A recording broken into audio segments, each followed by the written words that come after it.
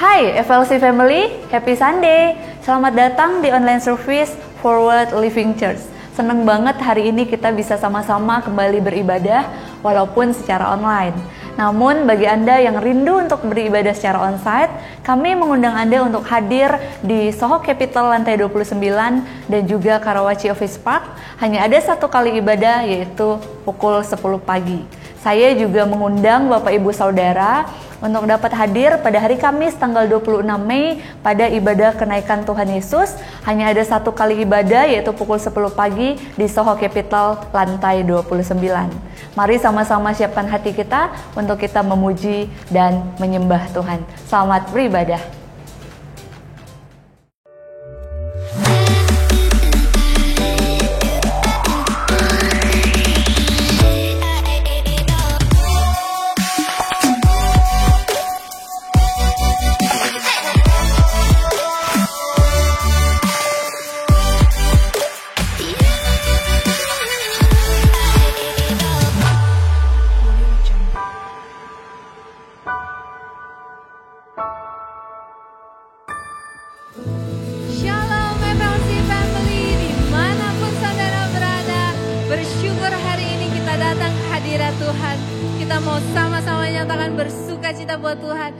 Yesus kita ajaib, amin.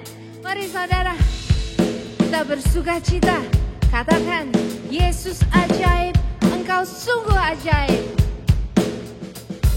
Yesus ajaib, Tuhanku ajaib, kasih-Nya ajaib bagiku. Yesus ajaib, Tuhanku ajaib, rahmat-Nya kekal selamanya. Tak berubah kasih-Nya, setiap hari bertambah indahnya, sampai bumi berlalu dan habislah ragaku. Yesusku ajaib bagiku. Sekali lagi sungguh-sungguh katakan, Yesus ajaib, Tuhanku ajaib, kasih-Nya ajaib bagiku.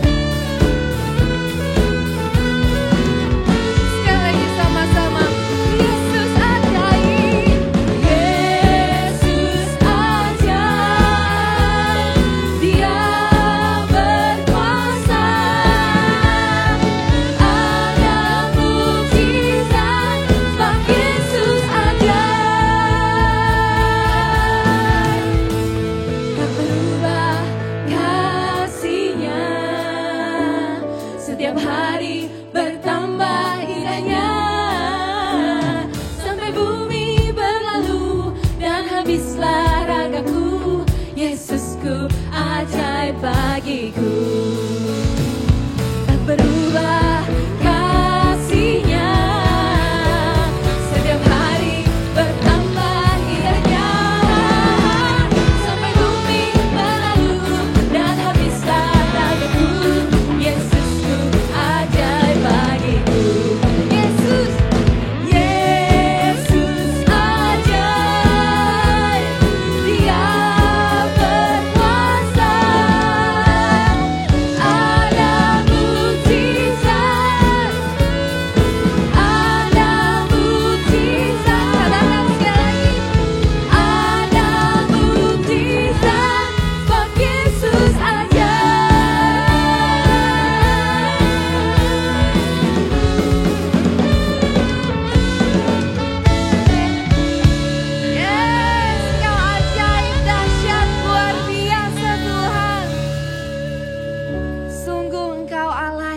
ajaib, mulia, luar biasa dalam kehidupan kami ya Tuhan.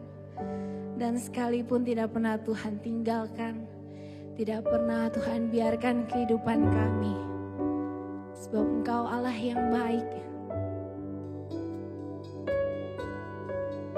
Ini kami Tuhan. Kami datang pagi ini karena kami tahu kasih Tuhan begitu besar buat kami. Dan kami mau sungguh-sungguh mengasihi Tuhan sepanjang kehidupan kami.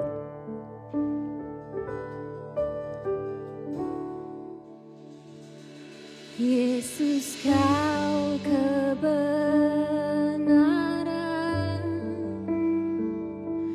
yang menyelamatkanku. Kau memberikanku hidup dan pengharapan.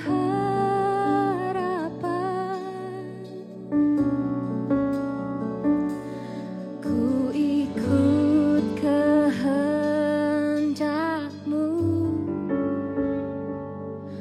Ku perlu anugerah-Mu. Ku nyatakan janjiku kepadamu.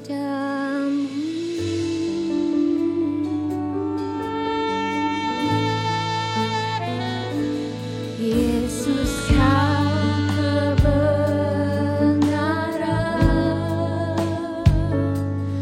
yang menyelamatkanku.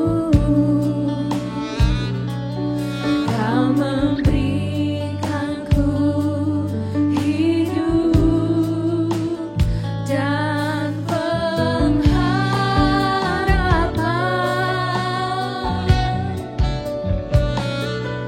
Ku ikut kehendak-Mu.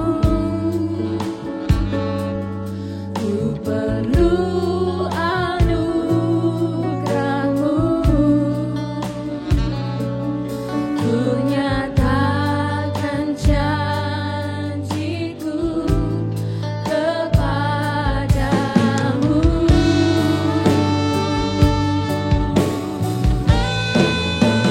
Kalau ku hidup bagimu, hatiku tetap menyembah-Mu. Dunia tak bisa menjauhkanku dari kasih-Mu.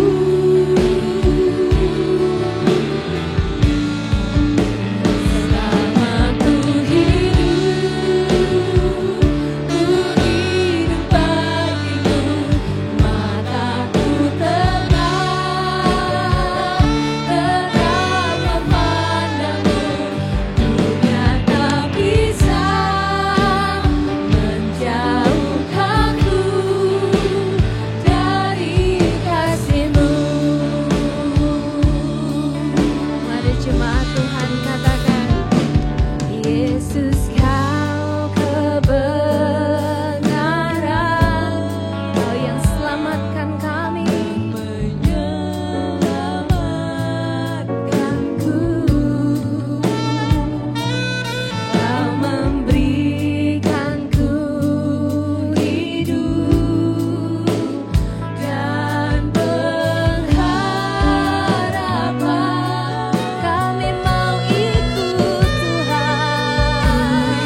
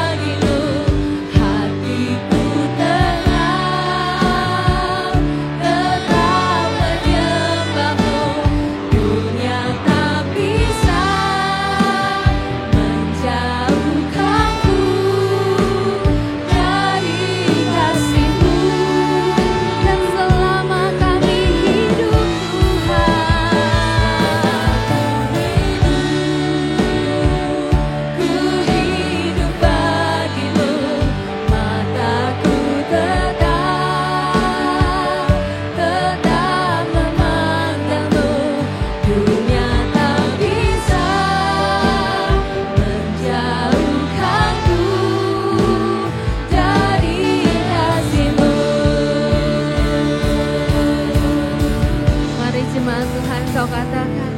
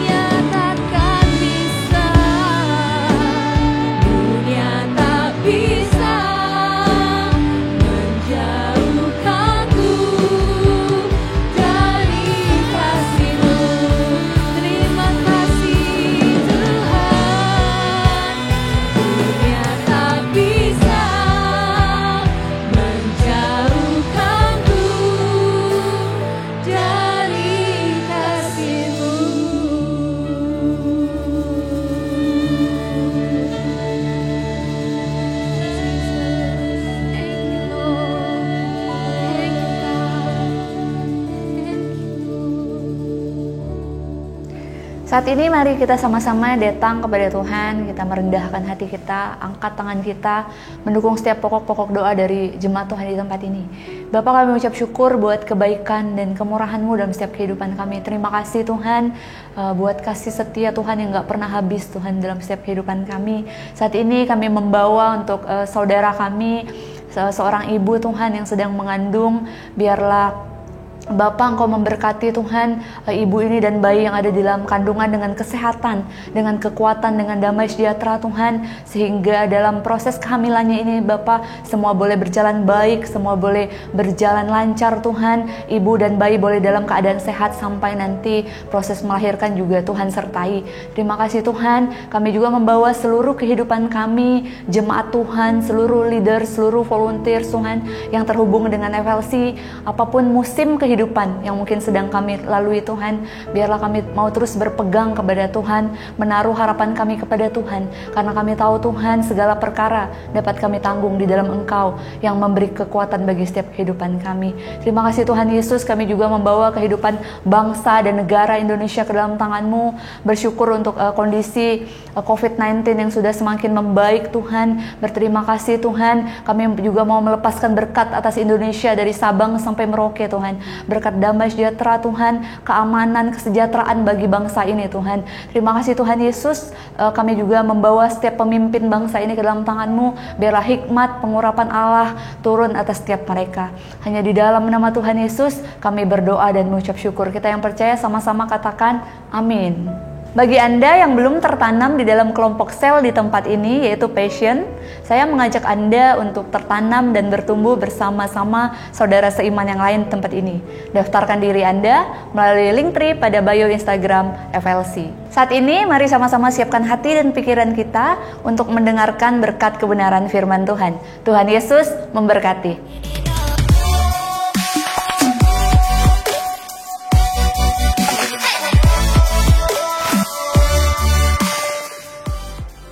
Shalom keluarga FLC, senang sekali bisa menyapa saudara pada hari ini, hari yang luar biasa, hari yang Tuhan jadikan hari yang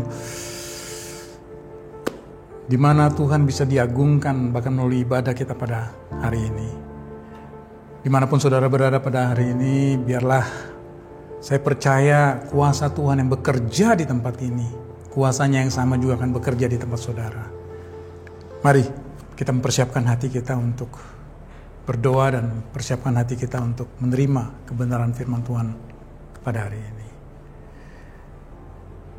Kami datang ke dalam hadirat-Mu pada pagi hari ini Tuhan. Terima kasih untuk anugerah dan kasih setia-Mu yang telah memelihara hidup kami.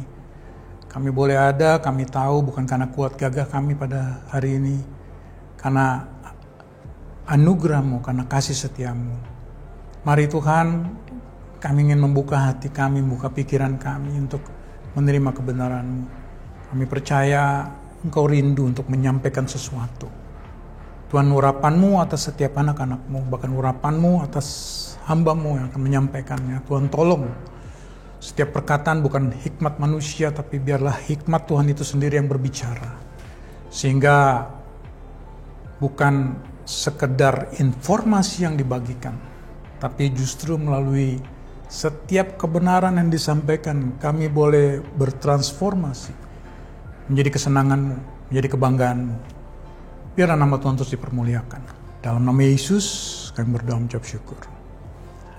Amin. Masih tentang komitmen sepanjang bulan ini yang kita bicarakan. Bagaimana kita harus berkomit untuk segala hal.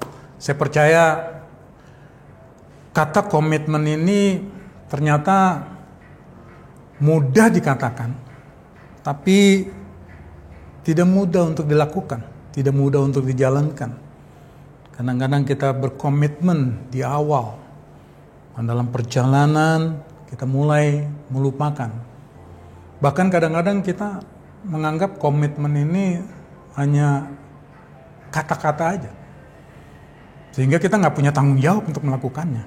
Makanya komitmen ini adalah sebuah kata yang bobotnya tuh berat, saudara. Makanya kita harus sungguh-sungguh dalam kita berkomitmen. Kalau nggak bisa berkomitmen, jangan. Kalau nggak bisa melakukannya, kalau nggak bisa bertanggung jawab untuk komitmen, jangan mengatakan komitmen itu. Adalah penting untuk mengerti dasar dari komitmen. Pada saat komitmen itu diucapkan, bagaimana harusnya sikap hati kita. Saudara, awal dari segala sesuatu, pada saat mengawali pekerjaan, ya kan, pada saat kita mengawali pelayanan atau masuk dalam sebuah pernikahan, kebanyakan orang akan mengatakan, saya akan memberikan yang terbaik. I commit myself. Dan kedengarannya hebat, kedengarannya menjanjikan, kedengarannya luar biasa.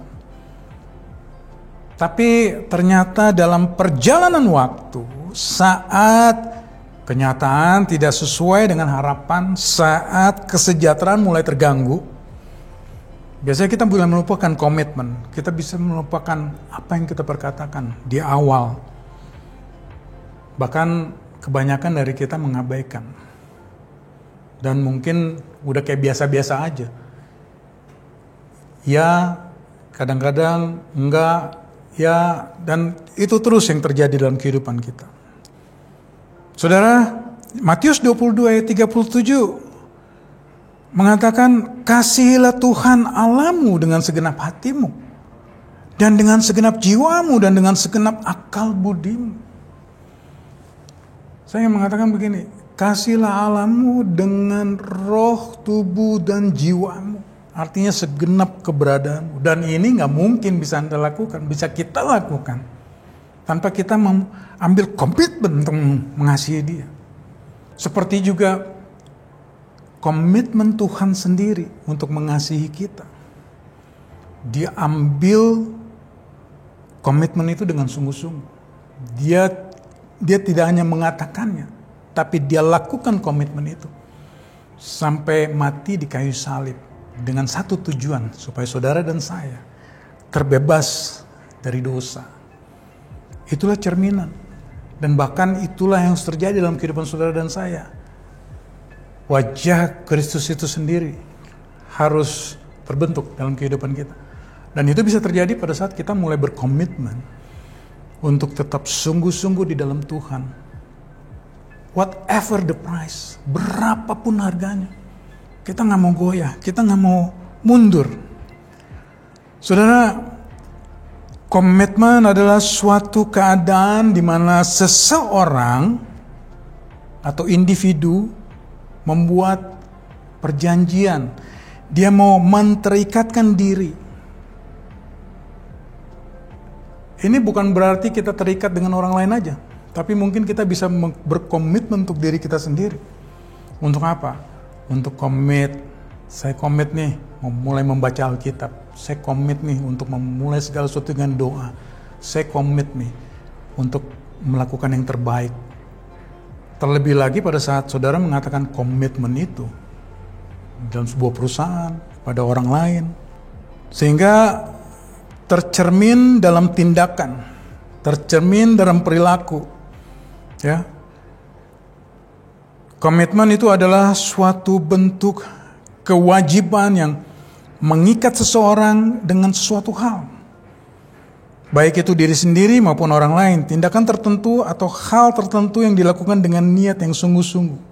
Oleh sebab itu harus ada sikap setia. Pada saat kita komit, kita harus faithful. Pada saat kita komit, disitulah kita harus ada tanggung jawab penuh kepada segala hal yang kita komitmenkan. Jika dapat saya simpulkan bahwa secara umum, tujuan dari komitmen adalah untuk memberikan jaminan ataupun bukti sehingga sesuatu tidak berubah dari waktu ke waktu dan tetap sesuai dengan isi komitmen yang dinyatakan. Kembali lagi bisa kepada diri sendiri untuk tetap komit ataupun kepada orang lain. Dan ini bisa secara lisan saudaranya memperkatakan ataupun bisa secara verbal ditulis. Dan komitmen sangat diperlukan dalam hidup. Komitmen adalah kemampuan untuk melakukan perbuatan yang dilakukan manusia atas dasar kepercayaan. Dan satu hal, tanpa komitmen kita nggak bisa mengikut Tuhan.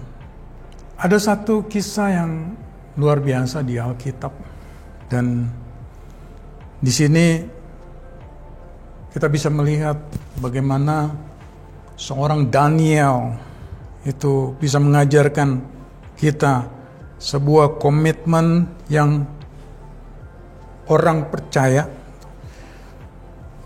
Saudara, satu kisah di Alkitab tentang Daniel, ya, yang ada di dalam pembuangan di Babel. Dan ini mengajarkan kita sebuah komitmen orang percaya yang hidup di tengah orang-orang yang tidak percaya. Daniel mempunyai berbagai macam tantangan dalam kehidupannya. Daniel berketetapan pasti untuk tidak menajiskan dirinya. Kalau kita baca dari Daniel 1 ayat 1 sampai 21. Ada hal yang menarik untuk direfleksikan dalam situasi di mana kompromi menjadi sikap yang seolah-olah lumrah. Tapi satu hal kita bisa belajar dari Daniel 1 ayat 3 sampai 8, ya.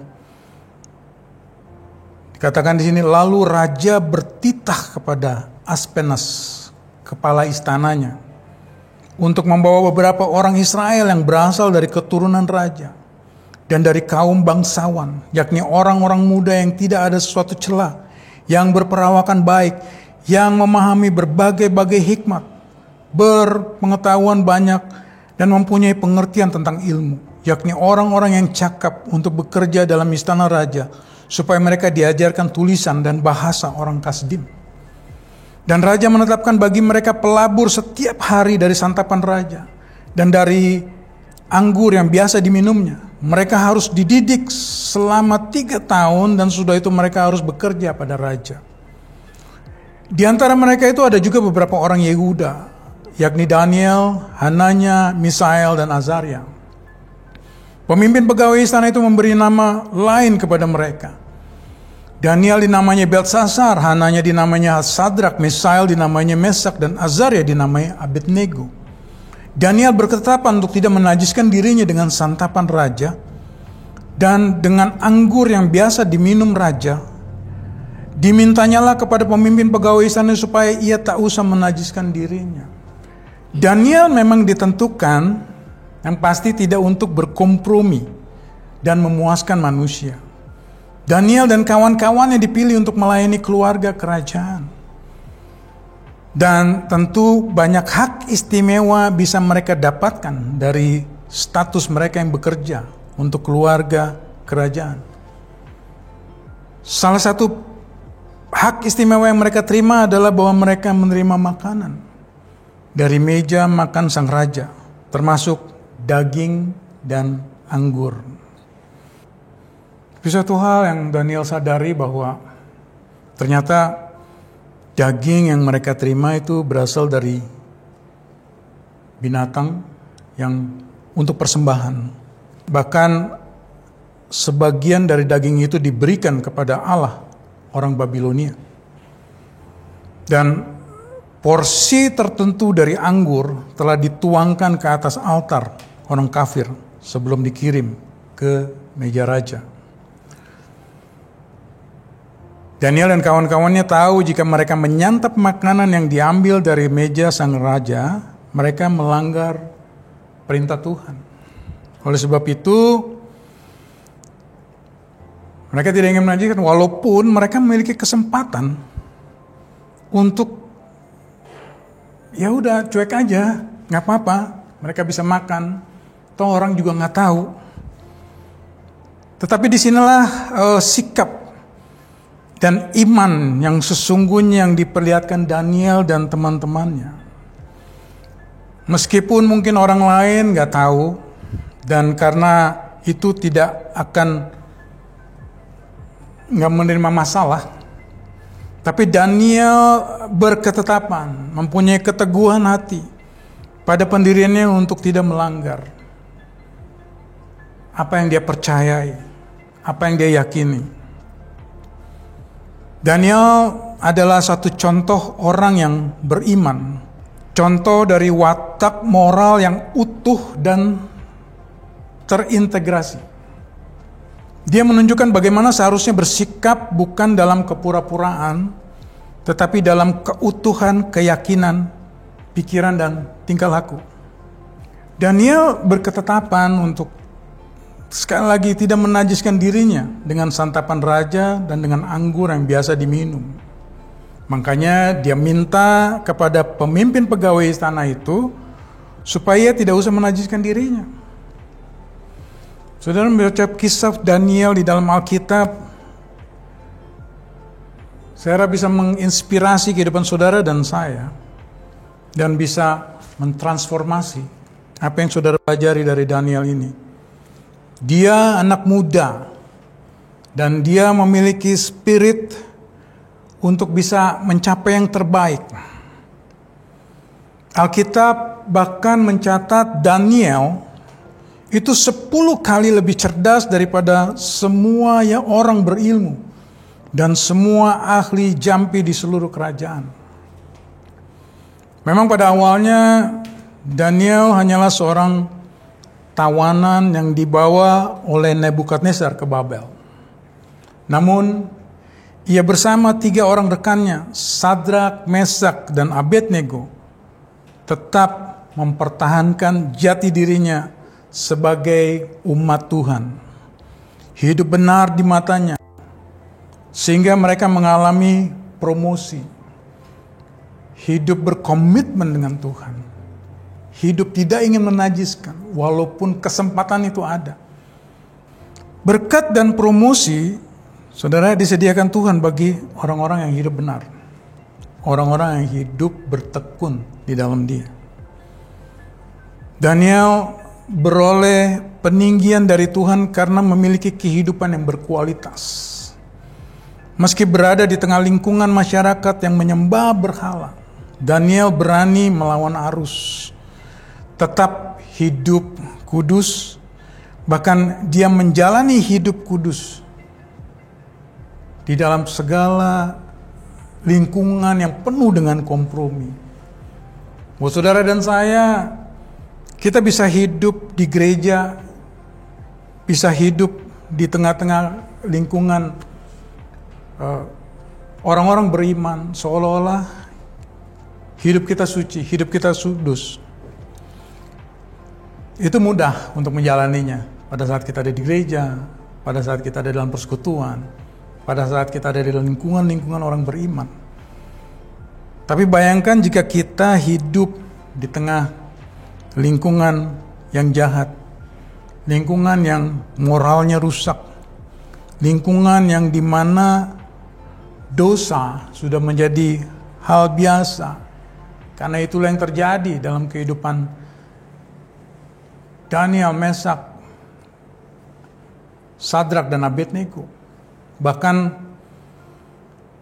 sempat mereka disuruh memilih untuk menyembah patung. Tapi lihat komitmen hidup, komitmen hati mereka yang tidak pernah goyah. Ya, walaupun memang ada konsekuensi dari segala sesuatunya. Kita bisa berkomitmen dengan apapun. Tapi untuk komitmen itu sendiri ada konsekuensinya. Ada hal-hal yang perlu menjadi tanggung jawab, perlu menjadi kewajiban. Dan kadang-kadang perlu dengan segenap kekuatan kita pertahankan komitmen itu. Dan itu menjadi susah kalau saat kita berada di lingkungan yang memang tidak mendukung. Lingkungan yang memang hidup di dalam kubangan dosa yang luar biasa. Kadang-kadang kita bertanya, bisakah kita mempertahankan kekudusan untuk tetap hidup benar? Satu hal yang Daniel bisa gambarkan adalah Daniel hidup di lingkungan yang setiap hari syarat dengan pesta pora. Tetapi sejak menjejakkan kaki di lingkungan istana, Daniel tetap berketetapan hati. Dia tetap punya komitmen untuk tidak menajiskan diri, untuk tidak berkompromi. Bahkan lingkungannya tidak mendukung komitmennya. Lingkungannya lebih mendukung pada saat dia berkompromi. Tapi di situ pun Daniel tetap berkomitmen untuk tetap ada di dalam kebenaran yang Tuhan mau. Dan tidak mau memberi celah bagi tipu muslihat iblis. Di akhir zaman ini jarang kita bisa menemukan orang-orang seperti Daniel. Orang-orang yang tetap berkomitmen. Orang-orang yang tetap pegang teguh kebenaran.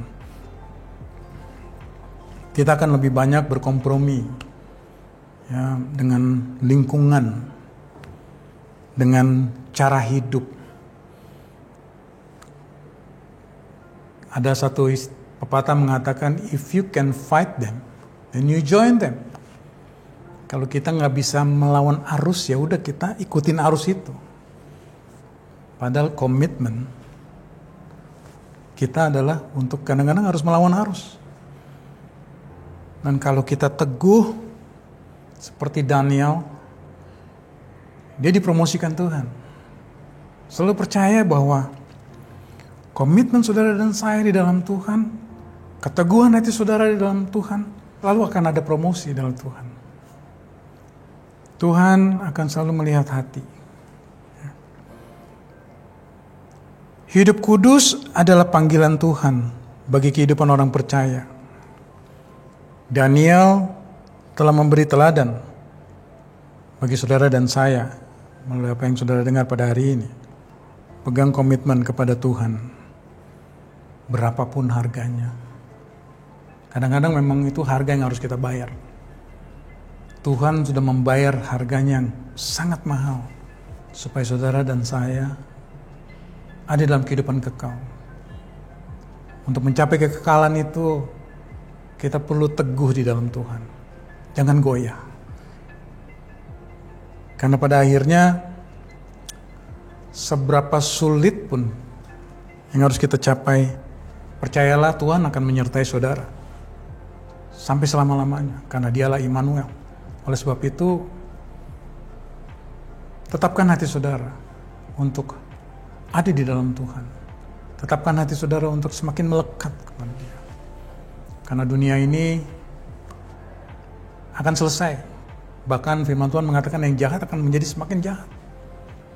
Tapi bagaimana kita ada di dalam dunia yang jahat ini untuk tetap berketetapan, tetap komitmen, untuk tetap mengasihi, untuk tetap hidup di dalam damai-Nya Tuhan, untuk memberikan yang terbaik dan nama Tuhan ditinggikan.